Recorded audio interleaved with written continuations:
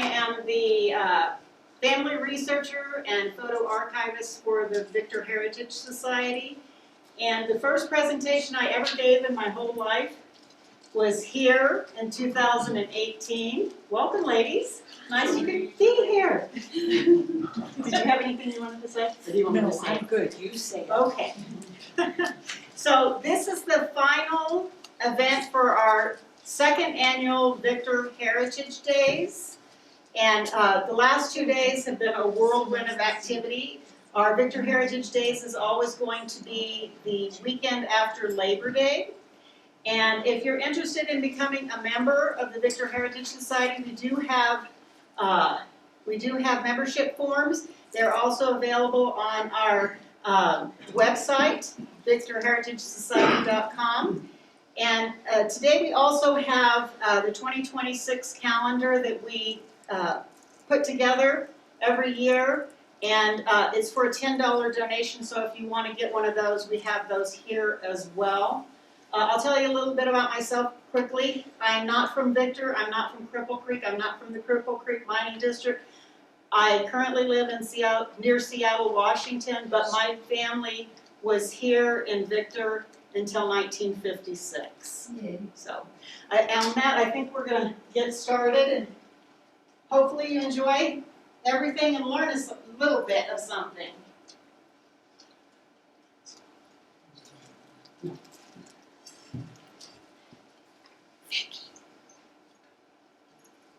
Okay, so this is an 1897 map of the Cripple Creek Mining District, courtesy of Linda Irene Tingvik. And currently, if you can see where it says Tenderfoot between Gillett and Cripple Creek, that's sort of where we are. But I wanted to put Cripple Creek and Victor on the map because most people are aware of where they're located. And we're going to talk about Gillett first. Gillett was the only city in the district built on level ground, and the January 1st, 1894 Rocky Mountain News reported that the Midland Terminal Railway would be the first lines to lay rails towards Cripple Creek. And this is an 1894 photo of Gillett, and as you see, there's not a whole lot going on yet.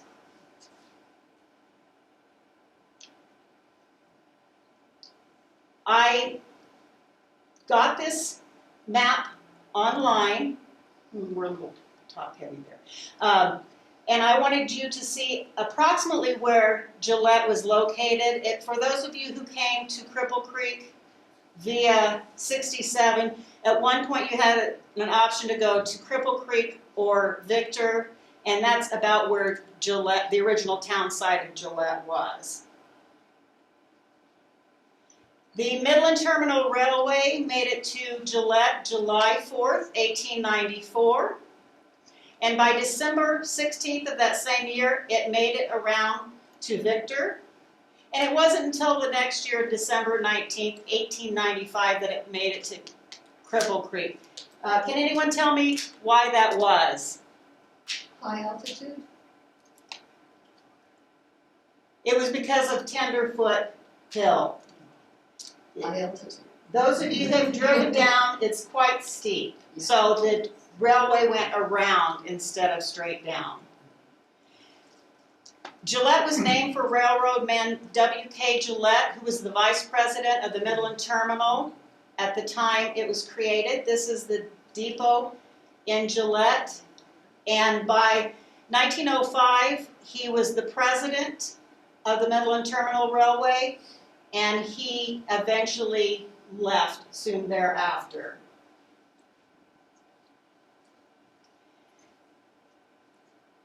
Real estate speculators Spencer Penrose and Charles Tutt platted Gillett on January 8th, 1894, and began selling lots in September. And the advertisement on the left-hand side shows how they sold the lots. Promoter Joseph H. Wolfe built a racetrack in Gillett as early as October 1894, and his Monte Carlo Hotel opened in March 31st, 1895. Wolfe is best known for bringing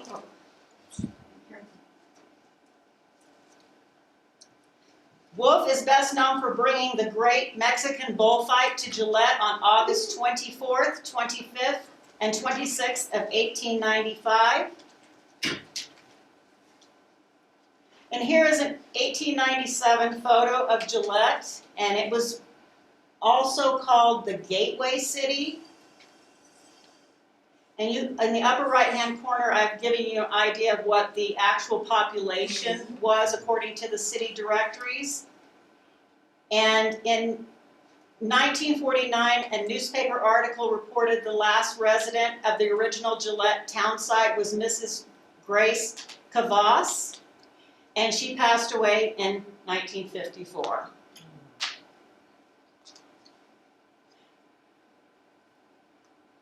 By the way, this is one of the best photos of Gillette I've seen.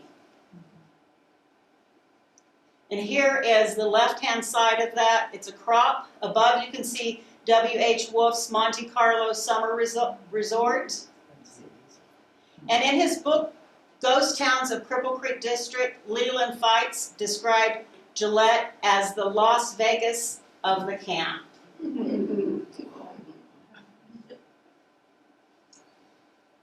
Gillette was previously known as West Beaver Park and Cripple City. The post office operated there between August 29, 1894 and March 15, 1913, with a brief closing in 1908. The Morning Journal of January 15, 1895 announced J.H. Wolf has finished his 12-acre lake at Gillette, and his new Monte Carlo summer resort will be in operation early spring. So we know that this is after this newspaper article because you can see the lake, and up in the upper left-hand corner is the Monte Carlo. The Monte Carlo Summer Resort later became Gillette School Number 2. Even though Gillette was once called the Bachelor's Town, look at all the children. I think my husband and I counted them, and there's in excess of 70. Yay. So I think what you're seeing of the building in this photo is in the upper left-hand corner, it's the right-hand front is to the left in this bottom picture. There were two teachers, M.A. Ingram and Ella Stratton, no relation to Winfield Scott Stratton. But what was interesting is I wanted to date this picture, and she's mentioned in 1900 at another school coming into the district, and by 1903 she was in the Seattle, Washington area. So we know this picture is between 1901 and 1902. And here we see an advertisement for the Great Mexican Bullfight. Oh my. The Rocky Mountain News of August 25th, 1895 had the depiction in the right-hand side, and I've added the bull ring, Midland Terminal Railroad, and horse track. But you'll see W.H. at the bottom of the advertisement, W.H. Wolf is the manager, and C. Meadows is the director of amusements. And the C. Meadows they're talking about is a little bit further up on the advertisement, Arizona Charlie, King of the Cowboys, and his world-famed Wild West Show Company. He was also known as Kid Meadows, the equestrian hero of 4 continents. Here is a Denver Public Library photo of the bull ring, the race, and the racetrack. And here we see Arizona Charlie, Director of Amusements, at the August 21st, 1895 parade on Bennett Avenue celebrating the bullfight. And here are pictures of the actual bullfight, again from the Denver Public Library. You can't quite see, I have it adjusted too high. But the first day they had many people come out,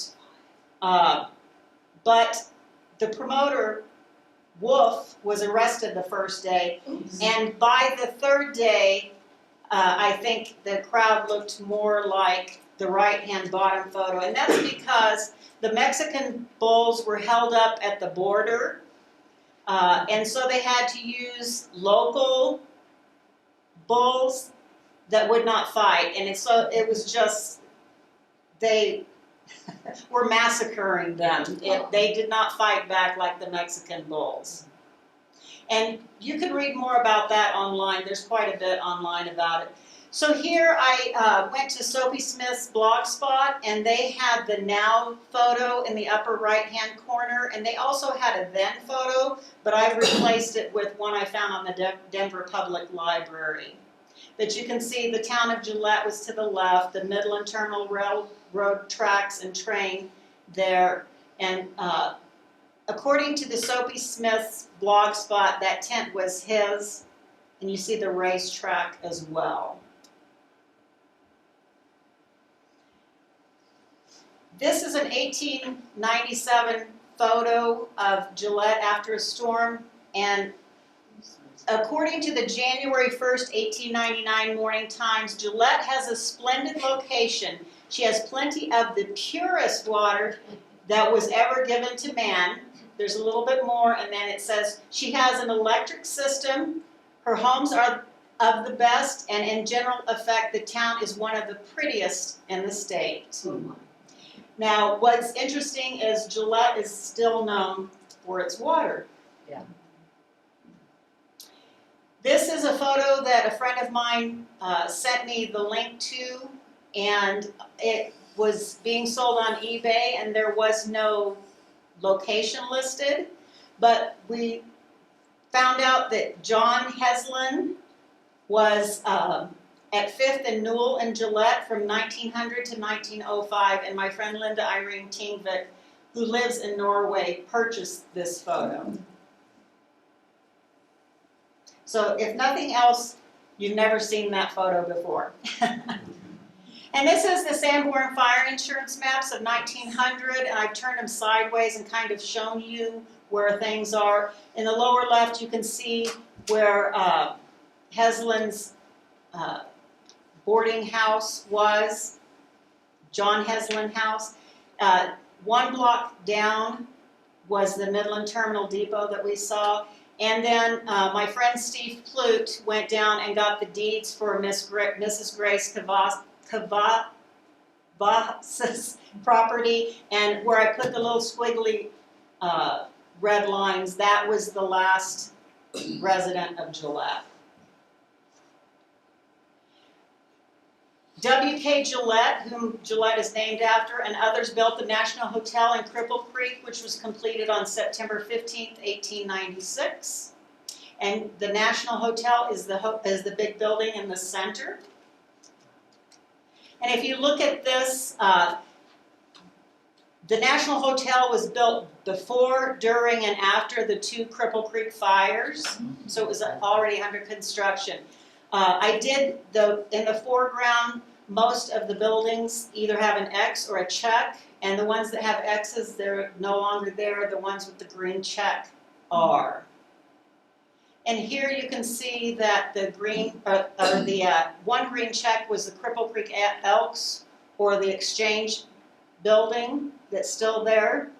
And if we go back, the 2 buildings next to the National, they're still on Bennett Avenue. You can still see them. And then the other one that's still there is the Cripple Creek District Museum Gift Shop, the Trade and Transfer building. The 1920 Colorado Business Directory lists the National Hotel, and it was torn down sometime after that year. And when I say sometime, I mean shortly thereafter. So I'm a big Facebook person, and the Cripple Creek District Museum posted the lady on the horseback to the left with an unknown location. But by looking at the Sanborn fire insurance maps and studying the building, I realized that was the National on the left, and then the building with the bay windows on the right. Mm-hmm. And then just recently, Debbie Stewart on Facebook gave us this photograph of the Cripple Creek host team on July 4th, 1900. The National Hotel is there. The bay-windowed building is there, and there's a building to the right. So we know the one on the left-hand side of our screen was before July 4th, 1900. And here is one of the best photos of the National Hotel I've ever found. And this is the December 1913 snowstorm. Reportedly 5 feet of snow fell on Cripple Creek. And so you may ask, why is the Victor Heritage Society writing about Gillett? Well, the Woods family, the founders of Victor, expanded their holdings to Gillett. They bought the waterworks. On November 14th, 1899. They purchased the Gillett power plant on December 30th, 1899. And the article on the right reports the Woods family has expended upwards of $50,000 already, with another $10,000 expected to buy the town, the racetrack, and the ball field. And that, in today's prices, is $2.3 million. One of our Facebook friends, Dick Turner, his grandfather took this picture, H.L. Turner. They're from Lawrence, near Victor, and we have identified this as Gillett about 1930. So as you can see, there's not a whole lot left. The Catholic Church at Gillett in 1919 is shown in this postcard, and it's called St. Joseph's in the city directory. But by 1905, there were no priests, so I'm not sure that this was being used as a church at that time. And here it is again in 1935, and I found an article that said Father T. Volpe, Cripple Creek's first priest, constructed the stone edifice by his own labor. And you can also see another Cripple Creek District picture in the lower left. And here's another one, the other side. And the stone Catholic Church at Gillett burned on July 5th, 1949. The newspapers reported it was 56 years old at the time, and the fire was discovered by Mr. and Mrs. Just Vetter, the owners of the land, and only the stone remained when the fire was discovered. So everything else had burned. And this photo came from a collection that was just donated to us last year, and Lillian Titmus was the person that originally had the collection. I'm not sure if she took the photo or if she was given the photo. And in 1980, Colleen Conley and Bill Stair had their wedding at the Gillett Church, and as you can see, there's not much of it left. It's just a little taller than everybody's heads. And then a couple years ago, my friend Ron West took a photo in the lower left-hand corner, and that's what remains today. And I did my best, and I might not be as accurate, but this star is my general location for the Gillett Church. You can see it on Google Maps. You can also see the outline of the racetrack as well. On Google Maps you can? On Google Maps you can.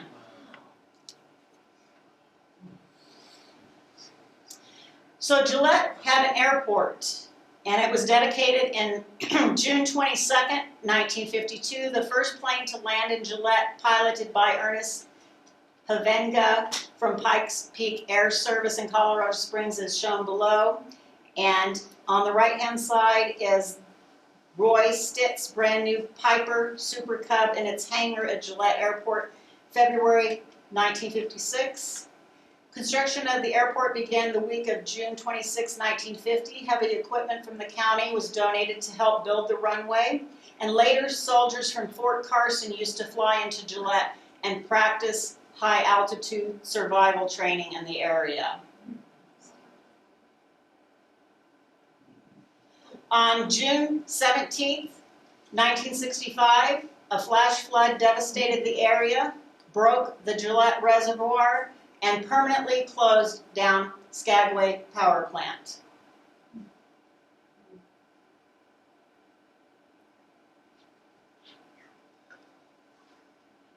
I don't know who the men are in the photo, but if anybody has an idea, I would love to know.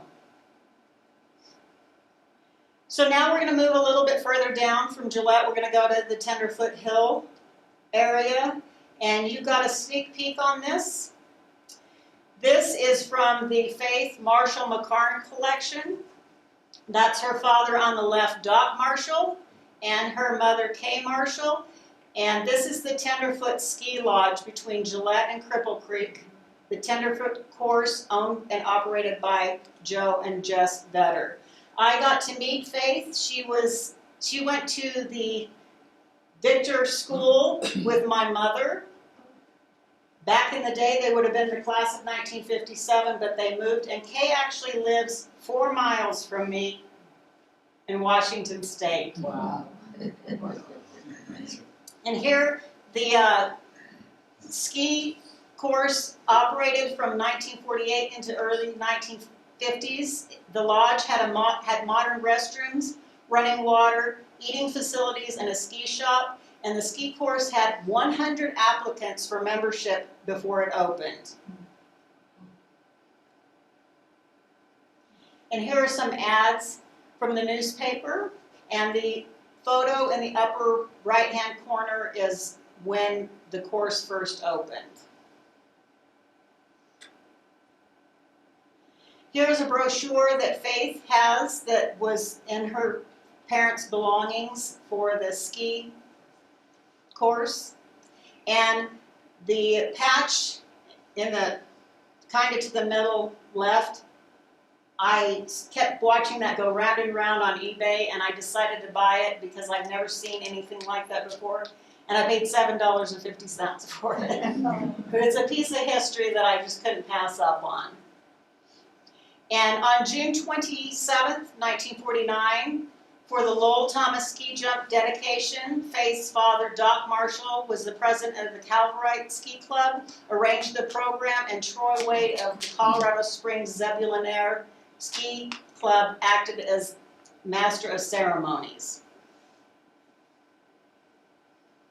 And Jess Vetter gave free ski lessons to school children. Now we're going to move a little bit further down the road to where it says Grassy. Horace Bennett and Julius Myers named the town Grassy, and it was platted on October 29th, 1894. And you can see the Cripple Creek stage at Grassy and the Midland Terminal Railroad. So I'm assuming that some of these stages are there to pick up people to take them to Cripple Creek or the Victor area before the railroad made it that far.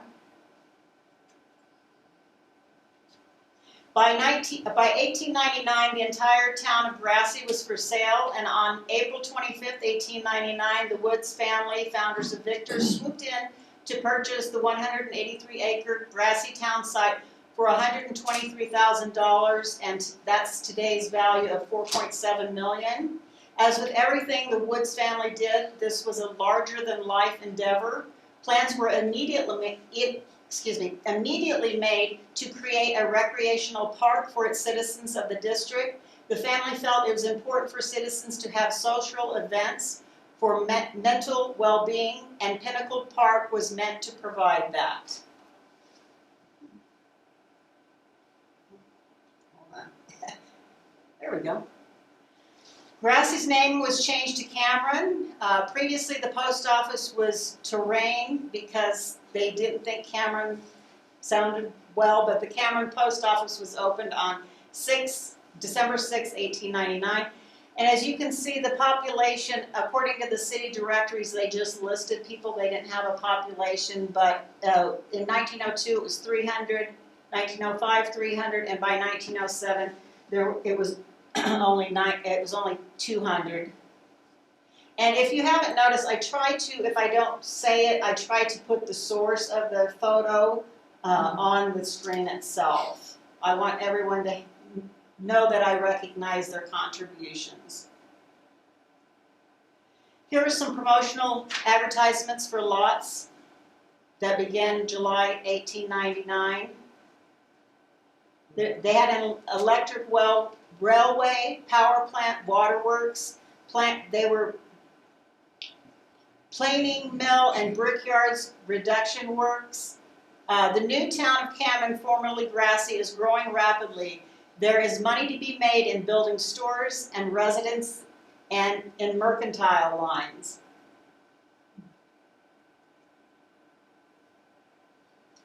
My friend Steve Flute just recently found this plat map and sent it to me, and this plat map is dated April 7th, 1900, and you can see Pinnacle Park in the lower right-hand corner, and you see the Midland Terminal Railroad route to Pinnacle Park. And here, the Colorado Springs and Cripple Creek Railroad tracks are indicated in red. That was also known as the short line, and the Midland Terminal tracks are the blue.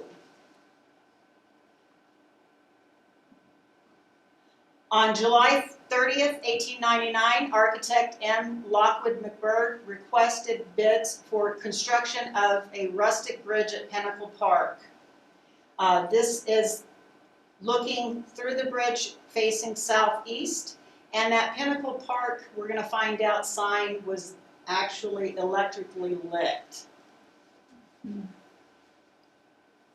And here we're seeing it from the other side. Pinnacle Park was separated by the rustic bridge into two parks, the East Park and the West Park. And then notice you can see a little better that the sign had bulbs on it.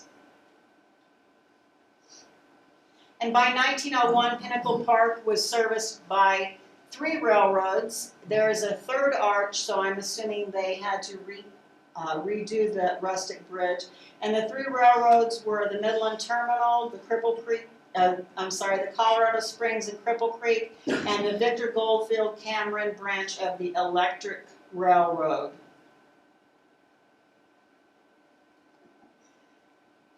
Pinnacle Park was a 30-acre recreation and amusement resort, the only zoological garden in the Rocky Mountain area, a primitive and natural beauty enclosed by a high wire fence.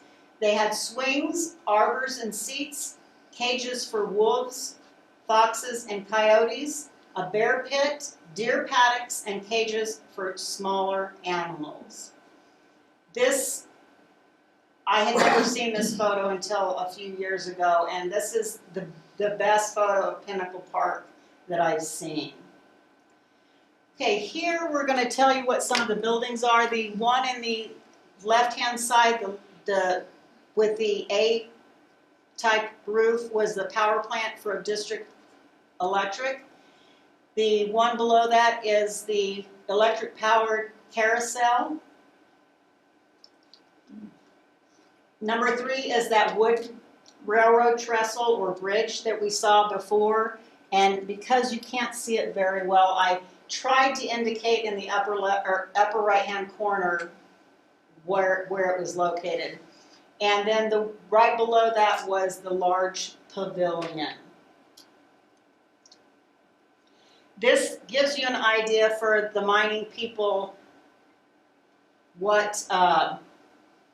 where this was located. The town of Altman up on Bull Hill. I'm sorry, my watch keeps going off and I don't know why.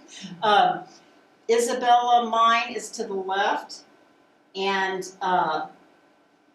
the Wild Horse Mine is to the right. And how I got that information, my friend Linda Irene Tingvik from Norway, she's pretty good on the mines of the district, and she identified those for me. The dancing pavilion was 85 feet by 100 feet and brilliantly lighted at night. It included dressing rooms at either end and an orchestral stand. 400 couples could dance comfortably. And here is the Pinnacle Cafe serving refreshments at Pinnacle Park. And if you look, the arch above the stage looking area says Pinnacle Park, and the wording up at the top of the roof line does say refreshments. Okay, Pinnacle Park, entry gate is shown here, and admission at this time was 25 cents, and children were 10 cents. The first year, I believe, admission was 10 cents. They had open air concerts, athletic contests, football, baseball, boxing, foot races. They had a block of Gunnison granite for drilling contests, specialty performers on trapeze, high wire, and rim trick bicycle riders, moving picture machines, and shooting galleries. And I just want to point out that the shooting galleries they had are not the shooting galleries we have now. You were using real guns, rifles. Here are some activities that they had at Pinnacle Park. By the 1902 season, Pinnacle Park was leased out. So here we have Cameron, at the Cameron Field, Gillett versus Anaconda in 1900, and that's courtesy of the Victor Lowell Thomas Museum. And on the right is a 1901 ad, and grand balloon ascension and double parachute jumps by the great canine aeronaut.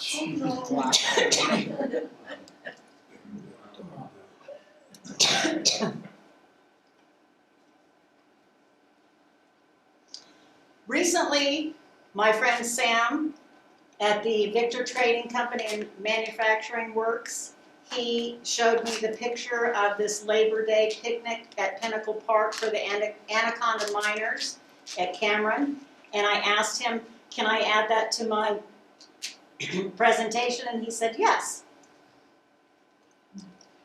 And when he showed that to me via email, I found the advertisement in the paper. And if you're wondering where I'm getting these advertisements from, Colorado Historic Newspapers is the website. So it was announced May 25th, 1902, that the celebrated Levan was going to make a balloon ascension and parachute leap on June 8th. I did not find anything in the newspaper about it other than the one article, but I did find the ad on the right-hand side, and that the activity was actually on June 1st. Professor Levan his name was actually Frank Van Fleet, and the interesting thing about his death was he died on October 10th, 1904 at Grand Junction after a devastating balloon ascension and parachute leap accident. His wife sued the insurance company, his insurance company, because they would not pay on the policy, and that was because they were insuring him as a miner, not as a balloon ascender and parachute.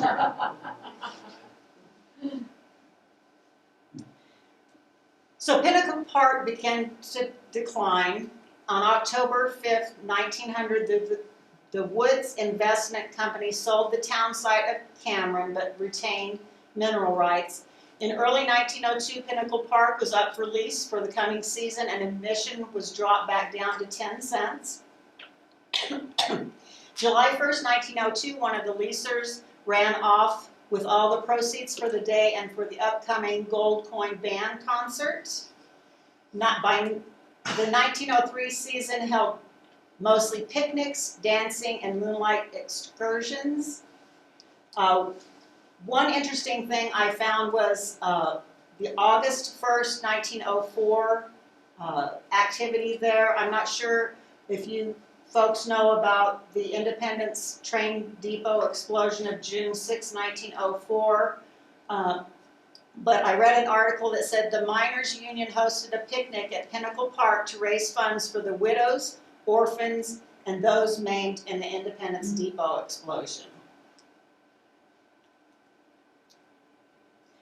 This is one of the last photos I could find of Cameron, and this is the year that the Midland Terminal closed down, and this was identified by the Oklahoma Historical Society as January 8th, 1949. Another friend of mine, Stephen Beach, he posted photos of the bear dens that he took on August 1st, 2010. All of Cameron is now basically gone. And last year when I was here, I took this photo of where the bear caves have been reassembled at the Cripple Creek District Museum. And if you look, there are a couple signs above that, and here to the right they are.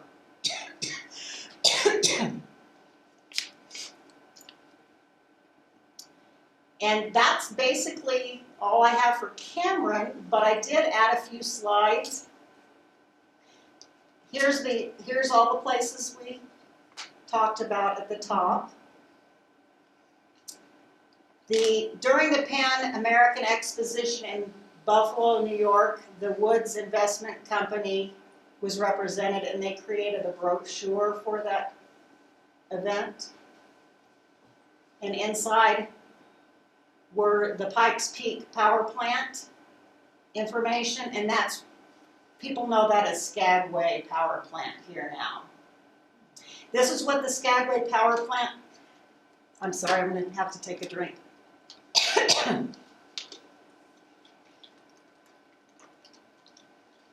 This is where they built the Skagway power plant, on top of this granite mountain. Here's some photos of it during its construction. The Pikes Peak Power Plant, also known as Skagway Power Plant, operated from May 14th, 1901 until that devastating flash flood, June 17th, 1965.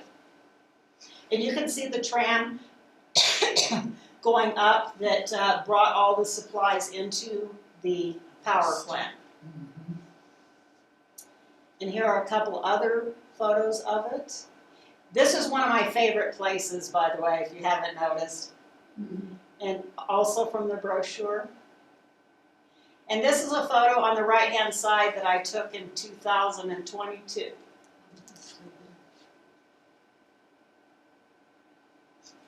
My friends were able to help me hike down and to see the power plant.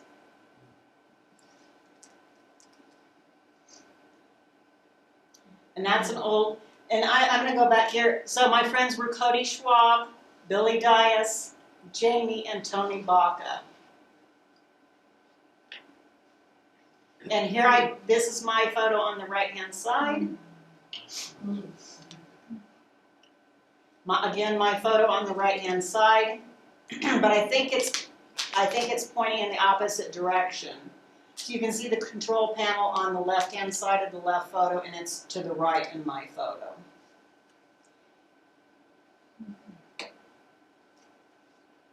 And this red star shows about the approximation of the Pikes Peak Power Plant. And that's it. That's all I have for you today. Thank you so much for coming out, and I hope you learned something.